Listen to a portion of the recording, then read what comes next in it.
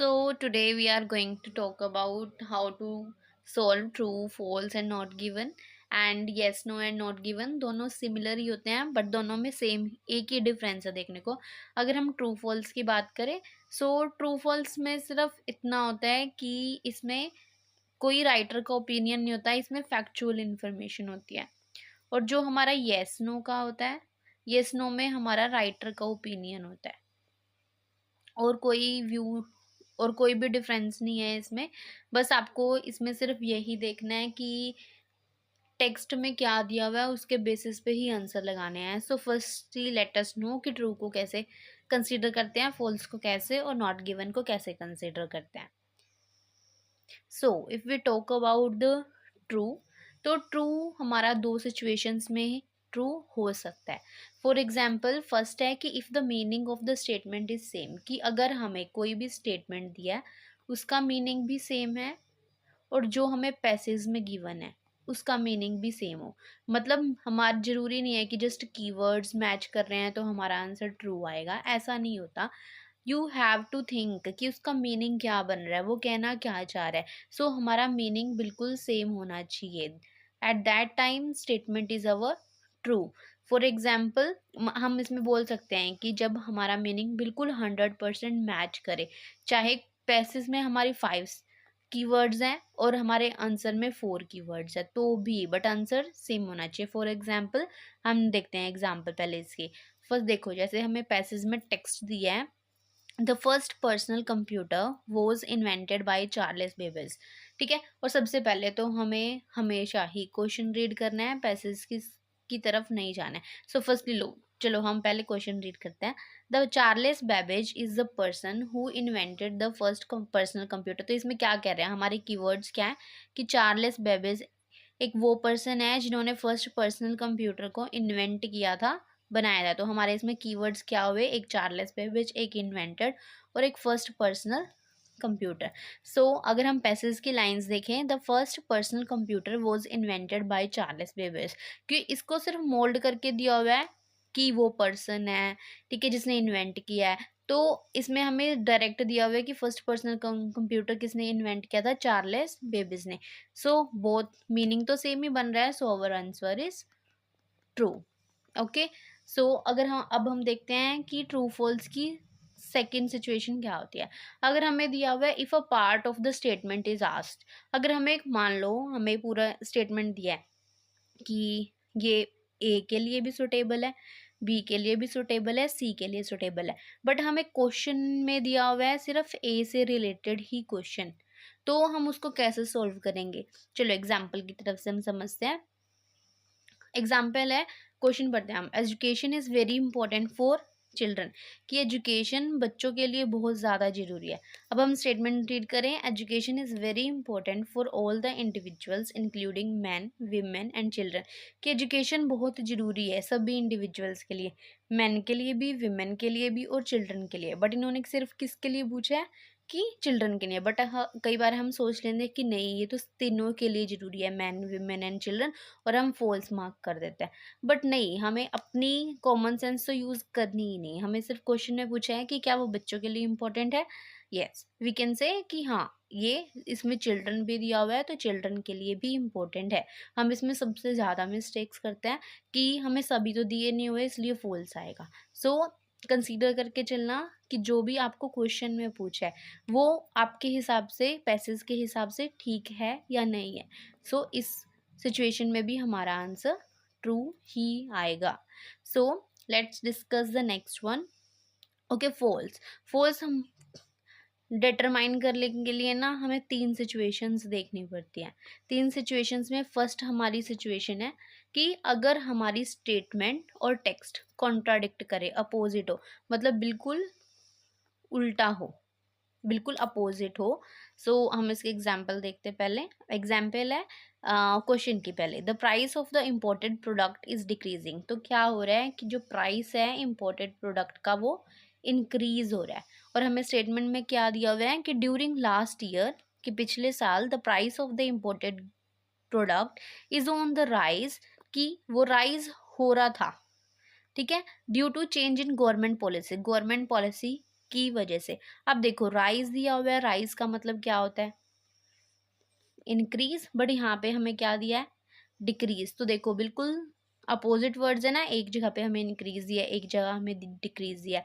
So first हमारी condition यही होती है कि हमें कई बार अपोजिट वर्ड्स दिए होते हैं। So our answer is false. So let's see our second scenario. Second scenario में क्या, if the answer is different. For example मैंने कहा कि मेरा फेवरेट फ्रूट मैंगो है। फॉर ये भी छोड़ो, आप ये कंसिडर करके, जैसे किंग ऑफ फ्रूट्स दिया हुआ है मैंगो, बट हमें पैसेज में गिवन है कि किंग ऑफ फ्रूट्स कीवी है। सो हमें पता है सिर्फ मैंगो है, बट पैसेज के अकॉर्डिंग वो कीवी है। सो हमारा आंसर कीवी होगा, ना कि मैंगो। देखते हैं हम इसके एग्जाम्पल।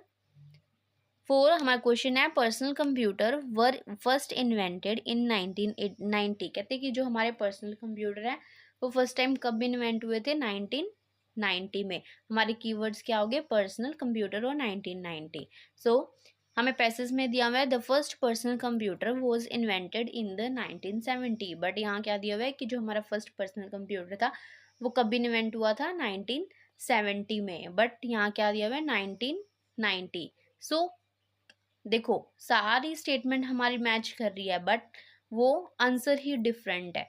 सो इसमें हमारा आंसर मार्क होगा फॉल्स। सो थर्ड सिचुएशन हमारी फॉल्स की। थर्ड सिचुएशन जब होती है जब हमें पूछा है if some particular information is being asked, जैसे हमने ट्रू फॉल्स में किया था सेम तरीके से, कि हमें 3-4 के बारे में नॉलेज दिया, बट उन्होंने पूछा सिर्फ एक के ही बारे में। आप एग्जाम्पल से समझो, आपको ज़्यादा समझ आएगा। तो एग्जाम्पल में हमें गिवन है, क्वेश्चन है हमारा, only the rich people were allowed to get education earlier. Earlier का मतलब क्या होता है, पास्ट। ठीक है, कि सिर्फ रिच लोग ही अलाउड थे एजुकेशन की लेने के लिए पुराने टाइम में। और हमें क्वेश्चन में दिया हुआ है in the past time the rich people and the nobles were allowed to get education. ये यहाँ क्या कह रहे हैं कि जो पीपल और नोबल्स दोनों को अलाउड था एजुकेशन लेना, बट यहाँ पे हमें क्या पूछा है कि सिर्फ रिच पीपल, ओनली लगा दिया ना। आप इन वर्ड्स को बहुत ध्यान से देखा करो, ओनली, फ्रिक्वेंटली, रेयरली, मतलब जितने भी एडवर्ब्स वर्ड होते हैं, हार्डली, ये सारी चीज़ें तो आप इनको कंसीडर करके चलो। इन्होंने कहा है सिर्फ रिच पीपल ही एजुकेशन लेने के लिए अलाउड थे, बट यहाँ क्या क्या है, नोबल्स। अब नोबल्स देख के कि चलो ये भी ना रिच होते होंगे, ऐसा नहीं होता। नोबल्स का मतलब होता है ऑर्डिनरी, जो हम कॉमन होते हैं उनको बोलते हैं ऑर्डिनरी। तो ये कह रहे हैं कि सिर्फ रिच, पर नहीं, हमारा आंसर क्या है कि हमें तो दोनों दिए हुए हैं कि नोबल्स भी तो थे, सिर्फ रिच रिच थोड़ी थे। तो हमारा आंसर क्या आएगा, फॉल्स। ओके, अब आप ध्यान से समझना नेक्स्ट टॉपिक, क्योंकि वो है नॉट गिवन, और आप फॉल्स और नॉट गिवन में हर कोई बहुत ज़्यादा कंफ्यूज भी होता है। So let's C. So not given हमारा 3 सिचुएशंस में हो सकता है। If only one part is true और फॉल्स, कि एक पार्ट ट्रू भी हो सकता है, एक पार्ट फॉल्स भी हो सकता है। One part is missing, but उनमें से एक पार्ट मिसिंग ही होगा, तो हमारा आंसर नॉट गिवन आएगा। If the comparison is not given, अगर हमें कंपैरिजन, फॉर एग्जांपल हम ए और बी दोनों की स्टेटमेंट में बात किया है, बट हमें उनका कंपैरिजन ही नहीं दिया हुआ और क्वेश्चन में हमसे पूछा हुआ है कंपैरिजन, तो ये 3 ऐसी सिचुएशंस हैं जहाँ पे नॉट गिवन लगता है। So let's see the examples. So first one is, question है हमारा, last year company had a loss of 20%, की लास्ट ईयर कंपनी को लॉस हुआ 20% का। हमें क्या है, the company faced a great loss of 20% due to some protest in the city, की कंपनी को लॉस हुआ 20% का। यहाँ पे भी दिया हुआ है company had a loss of 20%। So true नहीं आएगा इसका आंसर, नॉट गिवन ही आएगा, क्योंकि इन्होंने क्या है यहाँ पे पूछा है लास्ट ईयर, बट यहाँ पे कहीं पे भी लास्ट ईयर मेंशन नहीं है। सो हम सबसे ज़्यादा मिस्टेक यही करते हैं कि हमें ट्रू लगा तो हम इसका आंसर ट्रू लगा देते हैं, but it is always not given, क्योंकि हमें एक पार्ट तो दिया ही नहीं हुआ। So the next scenario is, हमारा क्वेश्चन है, there is growth in plant quarterly at an increasing rate. तो कहते हैं कि प्लांट की ग्रोथ हो रही है क्वार्टरली। क्वार्टरली का मतलब क्या होता है, ठीक है, कि हर 4 मंथ बाद, ठीक है, एट एन इंक्रीजिंग रेट और इंक्रीजिंग रेट पे। और हमें पैसेज में क्या दिया है, the plant is growing every year because of a number of factors. But देखो इसमें पहले तो हमारी क्वेश्चन गलत फॉल्स आएगा। जैसे एवरी ईयर दिया है कि हर साल बढ़ रहे हैं, बट यहाँ पे क्या कह रहे हैं, क्वार्टरली। क्वार्टर का मतलब क्या होता है, 4 महीने। तो एक तो हमारा आंसर फॉल्स हो गया, ठीक है। अब सेकंड सिचुएशन, ये कह रहे हैं at an increasing rate, but यहाँ पे रेट की तो कहीं पे बात ही नहीं है, रेट के बारे में तो किसी ने मेंशन ही नहीं किया ना। सो हमारा आंसर क्या आएगा, नॉट गिवन। कि बेशक फॉल्स आ रहा है, हमारी हाफ स्टेटमेंट फॉल्स है, बट उसका एक पार्ट मिसिंग भी तो है। सो जो मिसिंग है उसके लिए हम नॉट गिवन ही मार्क करेंगे।